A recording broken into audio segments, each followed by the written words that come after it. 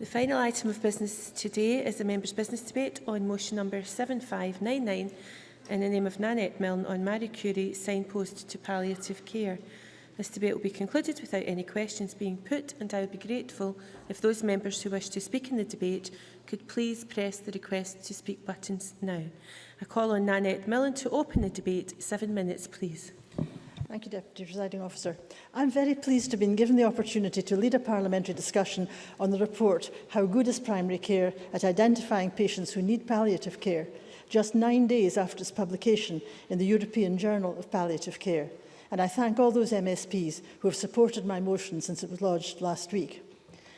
The report was the result of a collaborative study by Marie-Curie Cancer Care, the University of Edinburgh and NHS Lothian, led by Professor Scott Murray and Dr. Lillian Zheng of the university.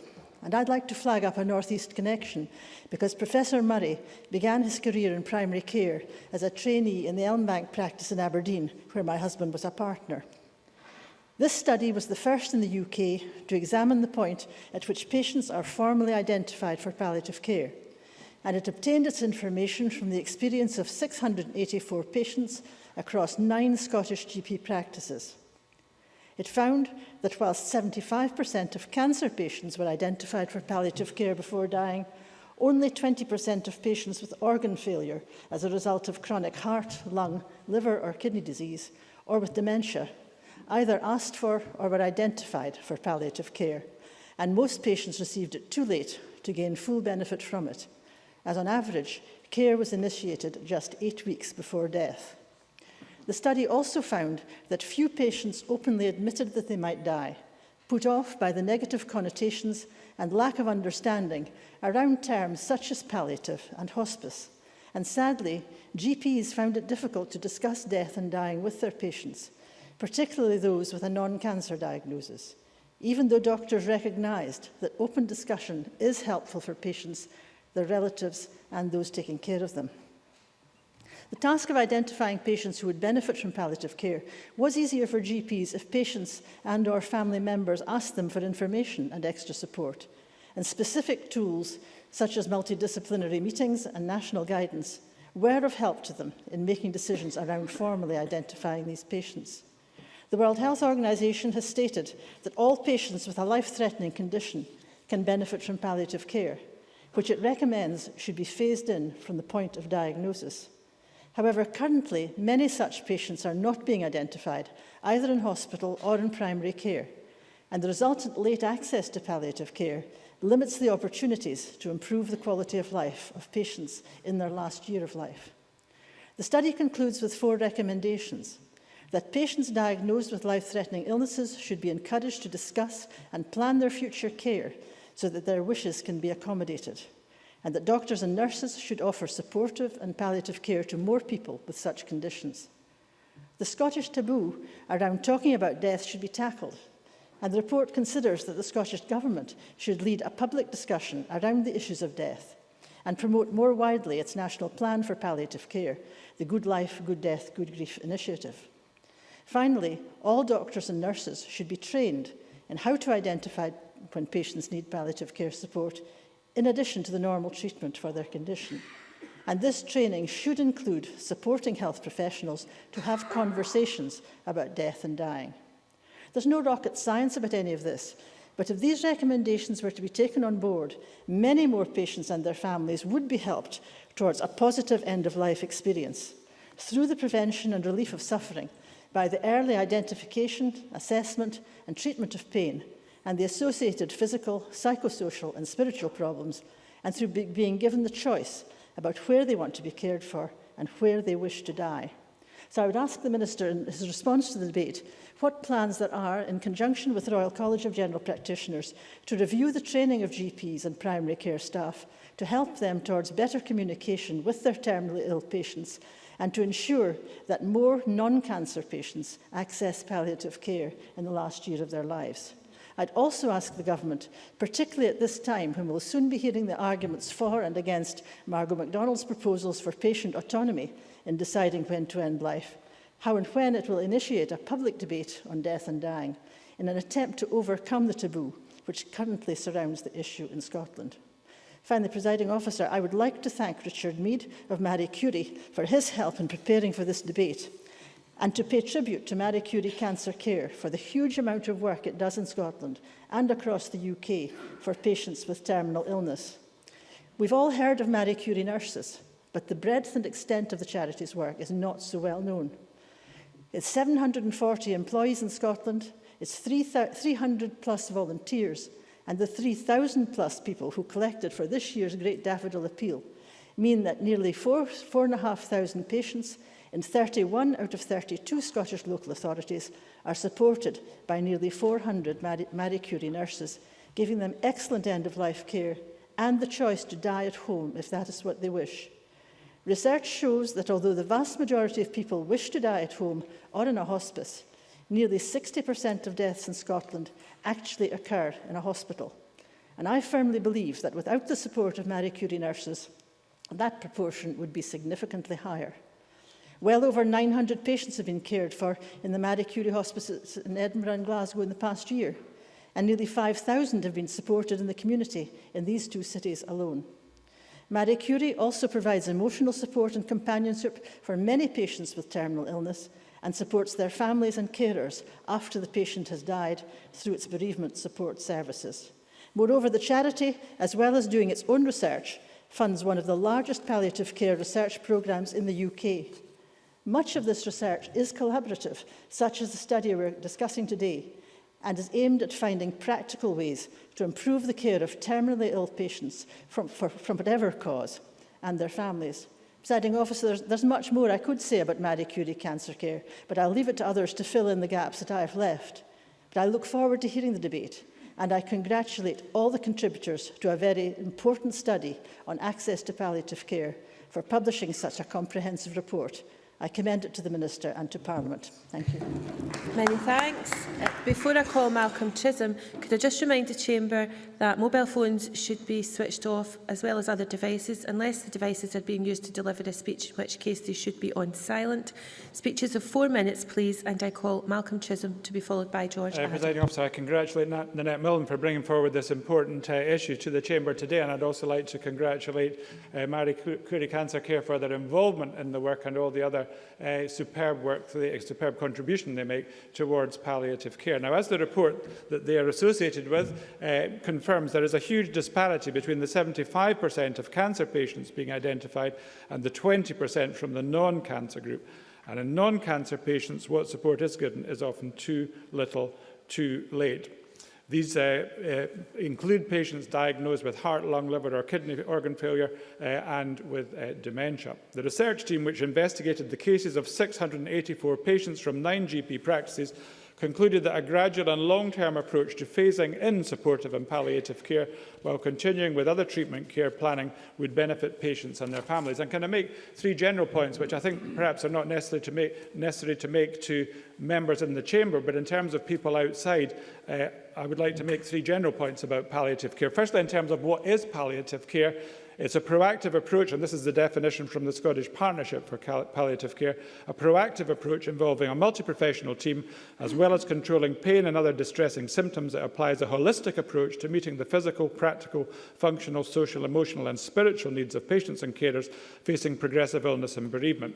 The second point I would make is, of course, it's not location-specific and can take place in the community as well as in the hospices that are well known to everybody. And thirdly, GPs keep a register, a palliative care register, and it's from that register that the 20% figure derives. Now, as the motion points out, breaking the stigma of simply talking about death is fundamental. The campaign highlighted in the motion, Good Life, Good Death, Good Grief, not only supports those going through the death and grieving process, but also seeks to normalise the process and open up conversations on the issues surrounding it. They, like the report, point out that it is never too early to think about planning ahead for illness and death, as making plans when you're healthy means the pressure of making these crucial decisions is lessened at the point when sickness takes hold. Professor Scott McMurray from the University of Edinburgh, who was involved with the research, points out that, and I'm quoting here, if we are going to better improve the chances for everyone with both cancer and non-cancer diagnoses to benefit from palliative care, doctors and nurses should be comfortable and able to talk to and listen to patients when they want to talk about death and dying. The big challenge for patients is to talk about how you feel and what you would like if you become ill, so that your relatives and friends and doctors know what to do. That's the end of the quote. Only by doing this will we be able to ensure the maximum numbers of people receive the emotional, spiritual and practical support through services that all patients deserve. This is beginning to happen as we speak in the Lothians, where a complete redesign of the NHS palliative care programme is being directed by Marie-Curie in partnership with NHS Lothian, and they should also be congratulated in terms of their association with the research and the University of Edinburgh. Using a whole systems approach to delivery, they hope to reduce the number of avoidable emergency admissions and give patients the choice of place of death, working to improve the community-based model of end-of-life care and make the process less intimidating for those involved. Based on the delivering choice model, which was found to be successful in Somerset, the redesign will involve 3 key stages of design and implementation. It is hoped that by effectively assessing need at a local level, services can be developed so that they operate more effectively, whilst ensuring local clinical staff are engaged with the process and have ownership over the models. Finally, continued support is necessary in the implementation of the redesigned structures throughout the area. This consultative approach between the NHS and Marie-Curie in providing a more accessible and coherent framework for care delivery has been seen to work elsewhere, and therefore I'm glad to see it being implemented in this area. Finally, I congratulate Nanette-Milne once again for bringing this motion today, and I wholeheartedly support it. Many thanks. And I now call George Adam to be followed by Michael McMahon. Thank you, Presiding Officer. I thank Nanette-Milne for bringing this debate to the Parliament and Marie-Curie on the report that they've provided, How Good is Primary Care in Identifying Patients Who Need Palliative Care. I welcome the report and what it brings to the debate, because palliative care offers support to patients and their families at a time when they really need it, and it can be an extremely difficult time for members of the families as well. And during that time in Renfrewshire, we are served by 2 hospices. Obviously, the Accord Hospice in Paisley and St Vincent's Hospice in Renfrewshire and Johnston, who both offer care and support for families when it comes to their time of death. And the support they offer is absolutely fantastic. As a politician, you find yourself talking about palliative care and talking about the Accord and some of the work they do and congratulate them on a regular basis. But when you do go through it yourself, you see it for what it really is. And when my mum was diagnosed with cancer earlier this year, died in August, the Accord Hospice was absolutely incredible. She got that opportunity. She was lucky to be there. But when they discussed palliative care to her at the early stages of her diagnosis, she actually panicked. The taboo was there with her as the individual who was dealing with it, and she wouldn't have the conversation with us. I spent hours talking to her, as other family members have done with their own family, just to say, no, this is about getting you home, this is about making sure you can have palliative care in the home, and that was the original plan. But things moved on, things got worse, and I agree with some of the things, the 4 points, the recommendations that the report brings up. I would have agreed with it beforehand, but again, it only reinforces it when you actually go through that yourself. Patients with life-threatening illnesses should take every opportunity to raise and plan their future care according to their own wishes. Yes, but we have to get over the taboo. We have to get over the idea of both family members and individuals being able to talk to one another about that, because it can become quite, it's something that's difficult for us all to actually deal with, and the fact that the taboo is still there. You know, I know the government's got the Good Life, Good Death, Good Grief initiative, and I think this is something that we need to make sure that more people know about, so that we can actually, when other families are in that type of position, they don't have to go through that kind of difficulty. And it's one of these things that we have to ensure that all families within that position get that opportunity to be able to say that, you know, there's something more, because you could have a situation where someone could give up themselves at that stage, thinking that palliative care means that they're heading straight for a hospice, and that clearly is not the case with a lot of the things that happen. I have to go on again in my own personal care and take this opportunity to say how the Accord Hospice in Paisley were absolutely fantastic with my own mother, and palliative care is just incredible. When you move your family there, it can be quite a shock to yourself, because personally, your family, you go full circle from your mother feeding and looking after you to you doing the same, and they ask you if you want to do that, and it can be awkward for you to actually say you don't want to say no, but you feel awkward because, you know, you want to look after your mother or father in their last days. And I would just like to thank Nanette-Milne for bringing this debate to the Parliament and giving me an opportunity to talk about it. Thanks. Thank you very much. I now call Michael McMahon to be followed by Jim Hume. Thank you, Deputy Presiding Officer. I'd like to begin by congratulating Nanette-Milne for securing this evening's debate, which allows us to speak positively about the role of palliative care in Scotland.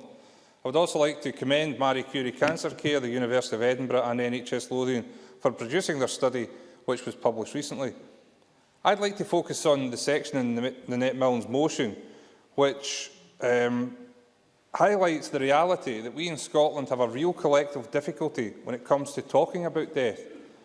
Death, dying and bereavement affect all of us, yet talking about and planning for the experiences and practicalities associated with death, dying and bereavement can be difficult. We just do not open up as a country when it comes to talking about the subject of dying and bereavement, and that is not good for us as individuals or as a society. Indeed, the studies have shown that unnecessary harm is caused because people in Scotland are not open about the subject. And as a study we are discussing tonight found, GPs can find it difficult to discuss death and dying with patients.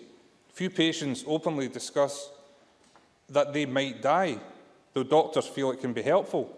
And a lack of understanding around terms such as palliative and hospice can be barriers for starting palliative care and support. But it doesn't have to be this way. At a meeting of the cross-party group on palliative care a few years ago, we had a presentation from palliative care specialists who had recently returned from West Africa, where they had witnessed an entirely different culture towards death and dying that exists there.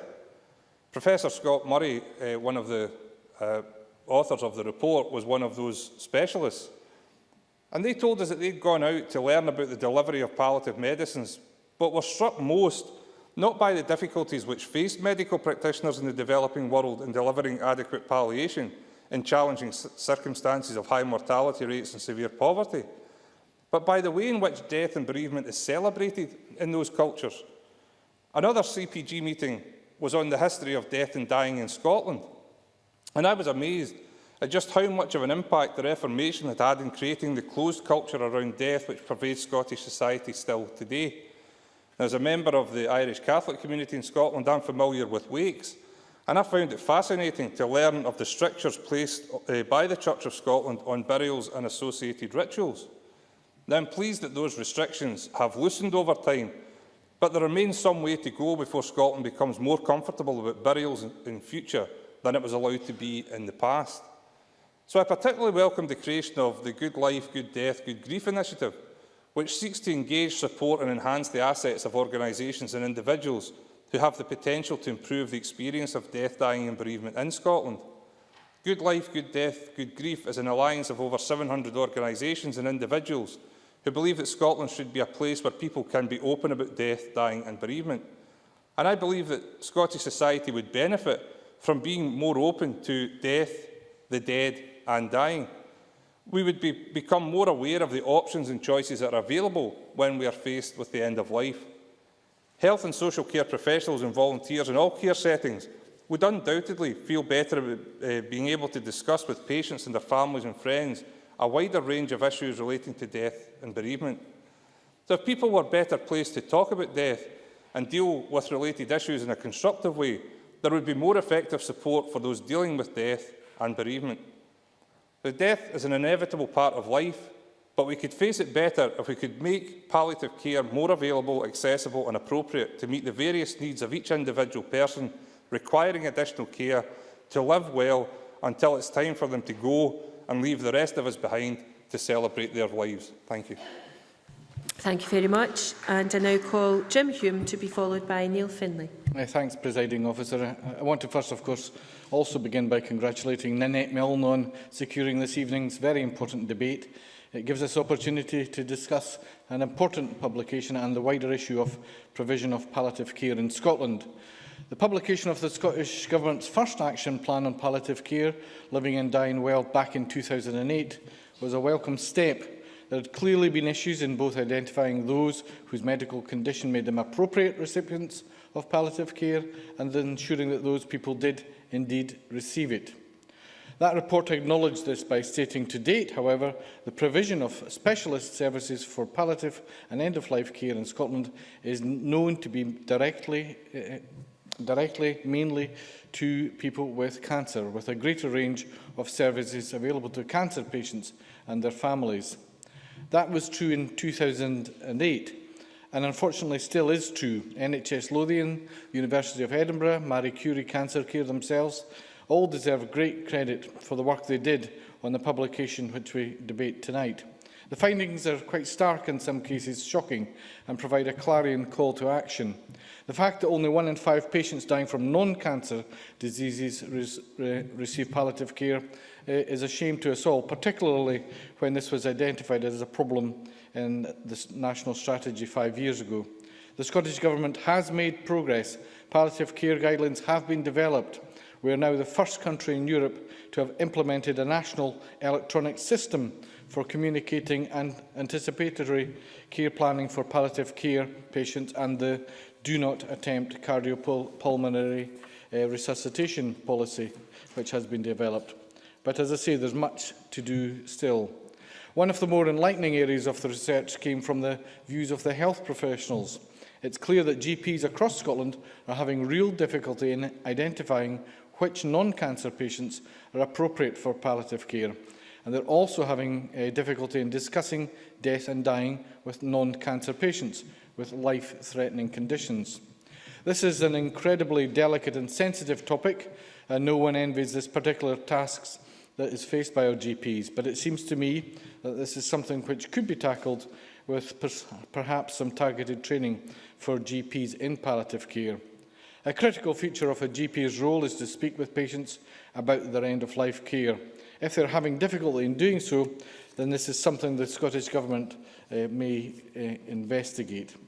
Perhaps a working group of general practitioners could engage with those behind the Good Life, Good Death, Good Grief initiative to establish how to better enable GPs to have these extremely difficult but necessary conversations and tackle the taboo, as it were. Deputy Presiding Officer, 60% of patients die in hospital, with the vast majority wishing to die at home or a hospice, as Nanette-Milne has already said. And that's understandable. I therefore believe we have a long way to go yet, that we need to use the integration of social care and health as a golden opportunity to increase the opportunity to pass away in the familiar surrounds of our homes. It's also in the interest of all of us to ensure that those in their most vulnerable hour receive the finest care appropriate to their needs. Not only does it alleviate the patient's suffering, but it also represents significant savings for the NHS by supporting the patient's end-of-life care earlier and in a place of their choosing. Thank you. Many thanks. And the final open debate speaker is Neil Finlay. Thanks, Presiding Officer. As many people have mentioned, Scots are not very good at dealing with these types of things, and death is a time that brings out very much the best and worst in people. Very often we don't like dealing with all of the practicalities surrounding death, and expressing our emotions and taking time to look at the practical steps that we need to take. These are things that we do our best to avoid until we have to do it. And we don't tell people closest to us simple things like how much we love them, and we don't do that until it's too late. Often we don't address key divisions in our families, things that have burned away in our families for it can be generations until time is at its very shortest. And this can be a healing time and a healing process, but it can also cause many further divisions that have leave people with lifelong regrets, the people who are left behind. As the report suggests, patients are offered palliative care often very late, and by the time they are, the experience of going through the planning for death often leaves a real pressure on the families who have to help the sufferer and the people in hospital who have to deal with them in their final days. And I agree with Nanette-Milne that we need a national debate and a discussion about these very important issues. If we are to become more comfortable talking about these issues, and many of the related issues, for example, spiritual, medical, relationship, financial and other issues, then if we can take that debate to a more mature level, then that will not just help patients and their extended families and friends, but everyone affected by someone who is in that position. When my father was in the Marie-Curie hospice in Edinburgh, their help and support was absolutely fantastic to my family, but it came very late in the day. And that certainly was not their fault. That probably was ours, because we did as other people do, and that is avoid the issue until death is almost imminent. People do need to talk about death and dying and share those feelings, fears and medical needs. And I think also people do have a lack of understanding about what palliative care is. I certainly did until it came to my doorstep. My wife works in the NHS as a clinical support worker, often providing palliative care to cancer sufferers.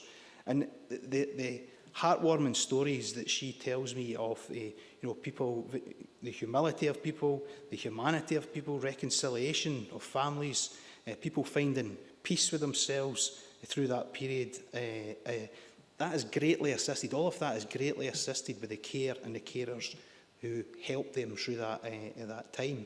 A very simple thing. My wife used to be a hairdresser, so if someone who is receiving palliative care, they maybe want their hair cut or their hair done, it makes them feel so much better, a simple act like that. And they're sort of minor issues, but to the person who's receiving them, that is a major issue, a minor issue to us. So I think we all want to die with dignity, and this report, I hope, takes us down the road towards a mature debate about these matters. On a lighter note, and on this issue, there ain't many light notes, but a few weeks ago was cycling along the canal near canal in West Lothian. In fact, it was last year, and I met a guy walking his dog, and asked him where he was going that evening, and he was going to a dying party. He was going to a dying party. I said, "What do you mean a dying party?" And his friend was dying and only had a few weeks to live, but he had paid for a party in the pub for all his pals to come, and they were having a great big send-off for him.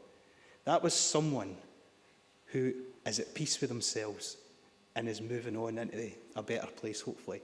I think there's a lesson in that for many of us.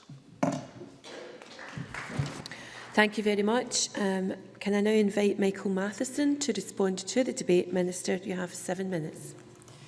Thank you, Presiding Officer. Can I, like others, congratulate Nanette-Milne in securing time for this debate, and also to take this opportunity to thank Marie-Curie, University of Edinburgh and NHS Lothian for producing this particular report. I think all members who have considered the report would recognise this is not a report which is about criticising what is there.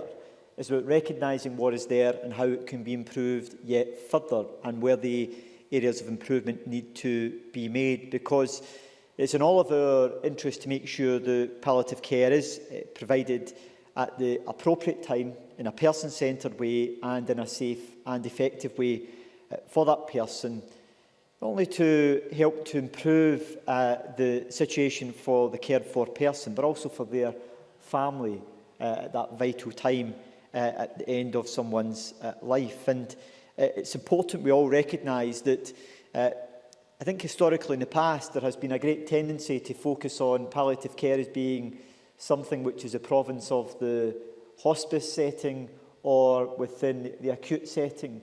And a great deal of palliative care nowadays is provided within a community setting and led on by our primary care teams. And I think it's important we recognise that that in itself brings some challenges for the primary care team in addressing some of the issues with patients and their families within a community setting. But nevertheless, it's important that we look at what action we can take in order to try to help to improve this area of work, improving this area of work, and to find means in which to achieve that. And the report illustrates very clearly that there is more progress that needs to be made. The report in itself also acknowledges the importance of the work that has already been taken forward. Our Living and Dying Well National Action Plan is already addressing a number of the key issues that have been highlighted in this particular report, and the report also identifies some of the factors that have already been taken forward as part of the National Action Plan that have improved the situation, like the national guidance and the payment structures. But again, I do recognise there is a need for further action to be taken forward.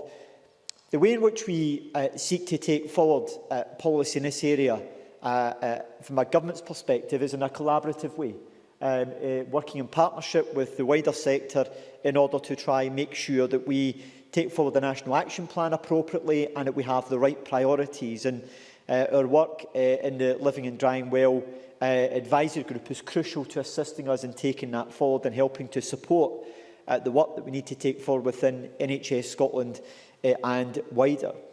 The other thing which I think is extremely important here is that I think there is some work we need to do in making sure there is a equitability of approach across the country. That doesn't mean it has to be the same in every part of the country, but patients in the Grampian area should expect to receive the same type of palliative care support within a primary care setting as a patient in Falkirk or in Glasgow. And there is work for us to do to make sure that we do that in a more consistent way. And the National Action Plan tries to take some of that work forward.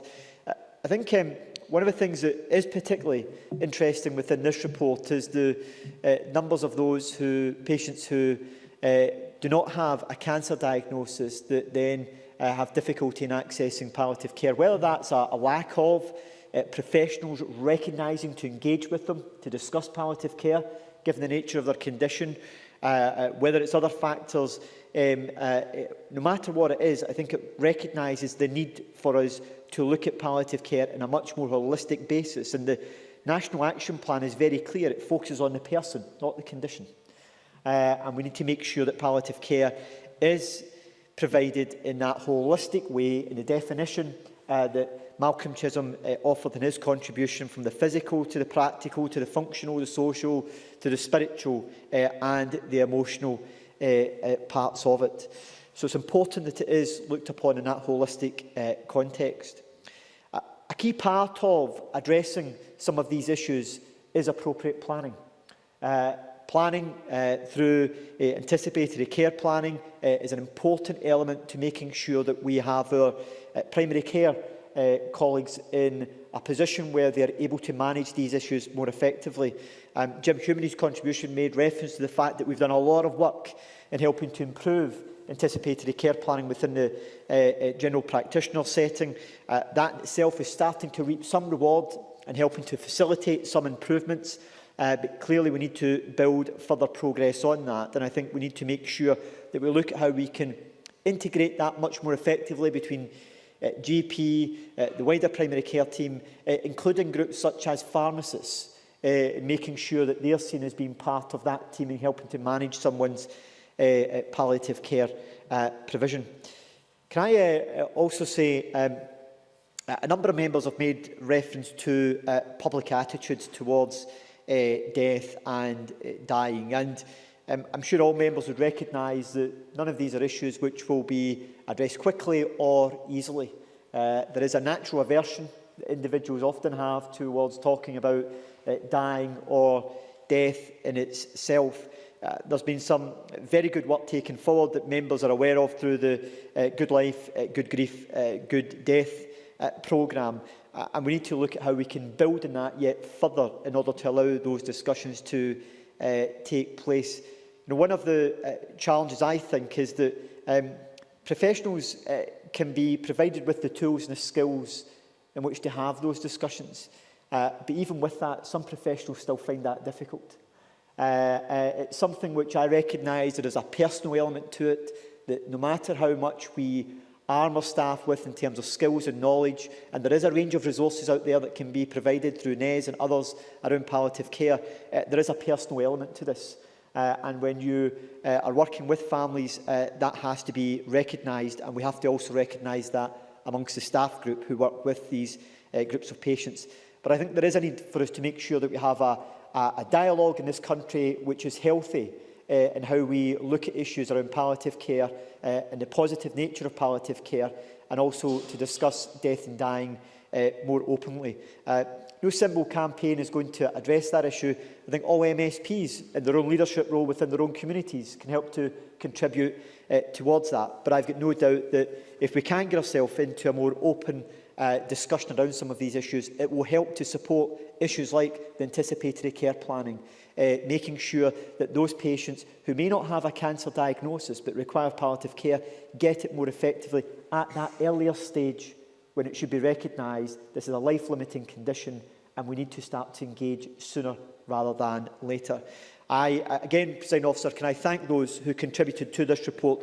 We will consider the recommendations in great detail. The National Advisory Group are already working on some of the recommendations as it stands, and will continue to look at how we can further improve the provision of palliative care in Scotland as a whole.